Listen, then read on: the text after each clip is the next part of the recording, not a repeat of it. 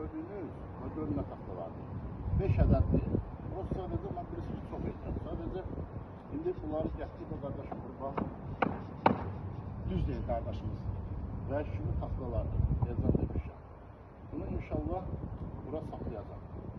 Getsin məsələ. Allah Məhəmməd verdi. Yox, saf getsin. Hə?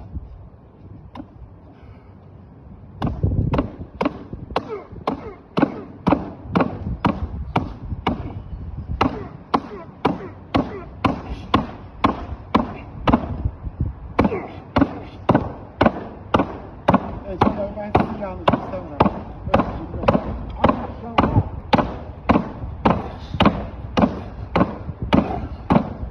Yani adam demirdi de yani başka ne demiyorlar ki? Başka ne demiyorlar? Bu da 5 tane taxta. Kapattı. Öte baştan da gözüküyor abi. Muhteşem. Masanı da kırdı.